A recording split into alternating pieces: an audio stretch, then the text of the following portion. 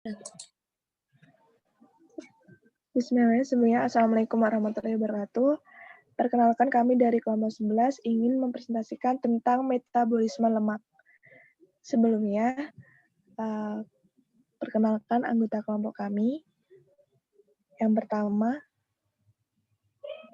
saya sendiri Salsa Dilan Raini dengan NIM 160.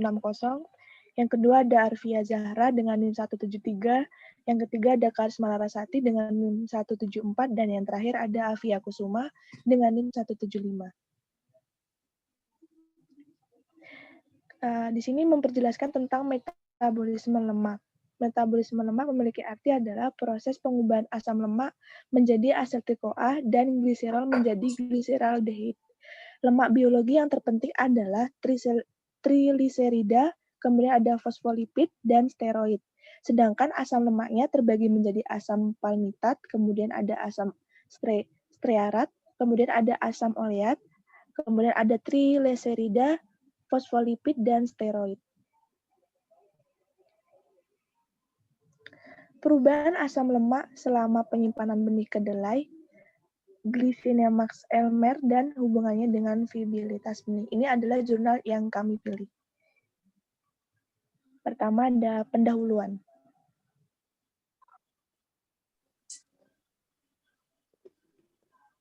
Untuk pendahuluannya, yaitu lipida adalah segolongan senyawa yang berasal dari makhluk hidup relatif tidak larut dalam air.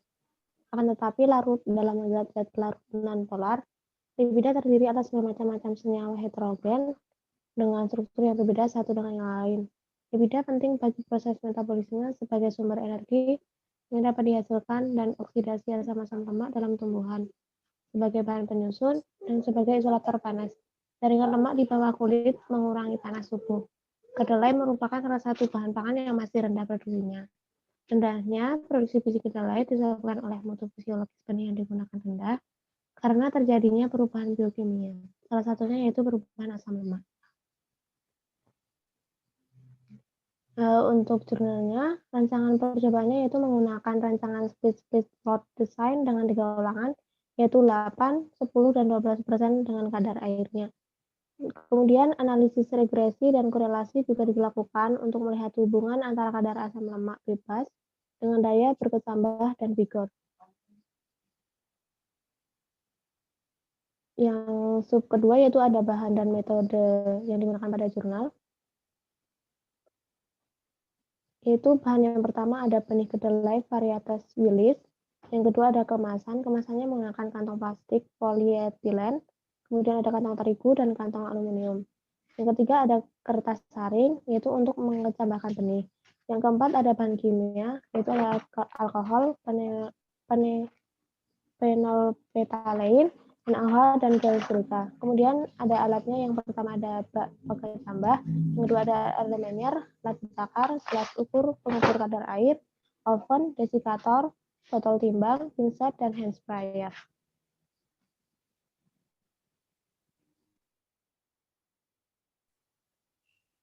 Selanjutnya yaitu ada pengukuran kadar asam lemak. Kadar asam lemak bebas dihitung dengan cara 15 gram benih didinginkan dalam nitrogen cair sebelum digerus menjadi tepung dan dapat melewati saringan 40 mes. Sebanyak 10 gram tepung kedelai diletakkan dalam bejana dan direndam dalam 350 ml petroleum ether selama 24 jam.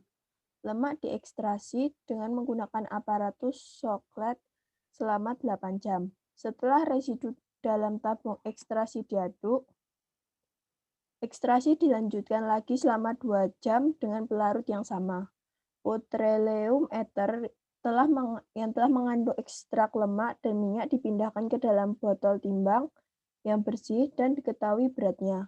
Kemudian diuapkan dengan pemanas air sampai agak pekat. Pengeringan diteruskan dalam oven dengan 100 derajat Celcius sampai berat konstan. Berat residu dalam botol ditimbang dan dinyatakan sebagai berat lemak dan minyak. Sebanyak 5 gram contoh ditimbang dalam Erlenmeyer. Kemudian ditambahkan 50 ml alkohol nitrat yang panas dan petroleum ether dengan perbandingan 1:1. Campuran dinetralisasi dengan 2 mili phenolphthalein. Larutan dititrasi dengan larutan 0,1 N NaOH yang telah distandarisasi sampai warna merah jambu tidak hilang selama 30 detik. Kadar asam lemak bebas dihitung sebagai berikut. Asam lemak bebas sama dengan mili NaOH dikali N kali berat molekul asam lemak linoleat 27% dibagi berat contoh dikali 1000 lalu dikali 100%. Selanjutnya yaitu pengukuran parameter yang dibagi menjadi 3, yaitu ada kadar air, daya berkecambah, dan parameter Vigor. Kadar air, persentase kadar air bening selama penyimpanan dihitung dari berat wadah dan berat bening sebelum di oven atau M2, dikurangi berat wadah dan benih setelah di oven selama 105 derajat Celcius sampai berat konstan atau M3, lalu dibagi dengan berat wadah dan benih sebelum di oven dikurangi berat wadah M1 dan dikalikan 100. Yang kedua yaitu daya berkecambah. Daya berkecambah dihitung dari jumlah benih yang berkecambah normal dibagi jumlah benih yang dikecambahkan, lalu daya kecambah diamati secara kumulatif selama 7 hari dikalikan dengan 100%. Selanjutnya itu koefisien kecepatan berkecambah atau CVG, yaitu jumlah benih yang berkecambah pada hari pertama sampai ke-7 atau AI dibagi waktu yang berkorespondensi dengan AI, yaitu AITI dikalikan dengan 100%. Selanjutnya yaitu ada hasil dan pembahasan pada penelitian ini.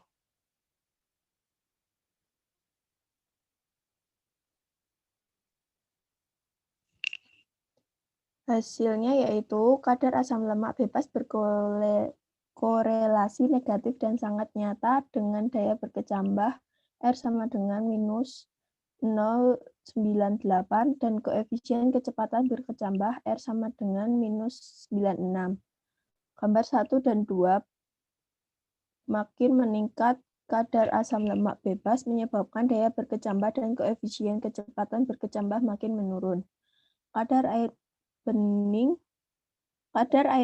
di akhir penyimpanan dari benih kedelai yang disimpan pada kadar air awal yaitu 8, 10, dan 12% meningkat sejalan dengan lamanya penyimpanan dan terjadi lebih cepat di dalam kantong terigu daripada yang disimpan dalam kantong lainnya, karena pada kantong terigu bersifat poros.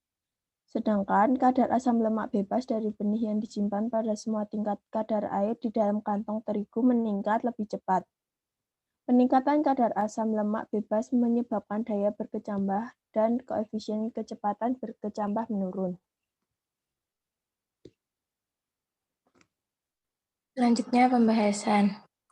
Kerusakan benih selama penyimpanan dan menurunnya kualitas benih tergantung pada suhu dan kelembapan relatif ruang simpan, lama simpan, dan kadar air awal benih. Peningkatan kadar air benih menyebabkan peningkatan aktivitas enzim, antara lain enzim hidrolisis. Keaktifannya semakin meningkat bila ketersediaan air semakin banyak. Dengan demikian, terjadi peningkatan perombakan lemak menjadi asam lemak bebas dan gliserol, meningkatnya kadar asam lemak bebas, dan peningkatan viabilitas benih makin menurun. Selain protein, benih kedelai mengandung lemak cukup tinggi, yaitu 17% sampai 20%.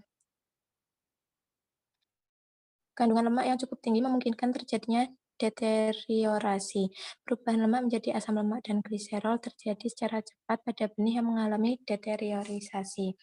Deteriorisasi diindikasikan dengan menurunnya daya berkecambah dan koefisien kecepatan berkecambah. Kadar asam lemak bebas meningkat seiring dengan tingginya kadar air awal benih dan lama simpan. Ini terjadi lebih cepat pada benih kedelai yang disimpan di dalam kantong terigu. Beberapa faktor yang mempengaruhi laju deteriorasi benih dalam penyimpanan antara lain 1. Vigor awal benih, 2. Proses panen, 3. Pasca panen, termasuk kondisi lingkungan simpan dan lama simpan. Suhu dan kelembapan ruang simpan selama penelitian rata-rata 26 derajat Celcius dan 60%. Bila kondisi seperti ini berlangsung lama, akan menyebabkan akumulasi asam lemak, sehingga mengakibatkan penurunan integritas membran, menyebabkan banyak senyawa antara lain gula, asam amino, fosfat, dan senyawa anorganik lain bocor keluar sel. Dengan demikian, benih kekurangan senyawa atau unsur yang penting bagi proses metabolisme. Suhu dan kadar air benih yang tinggi merupakan faktor penyebab menurunnya daya berkecambah dan vigor.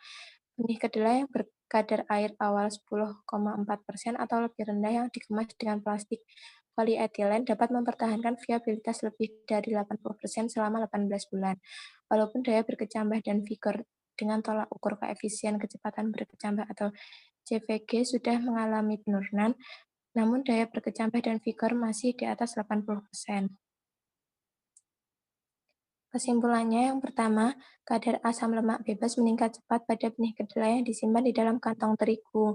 Kedua, benih kedelai yang disimpan pada semua tingkat kadar air awal benih di dalam kantong aluminium foil selama 6 bulan dapat memperlambat peningkatan asam lemak, sehingga viabilitas dan vigor tetap tinggi. Yang ketiga, terdapat korelasi negatif dan sangat nyata antara kadar asam lemak bebas dengan daya berkecambah. R sama dengan min 0,98 dan CVG R sama dengan min 0,96.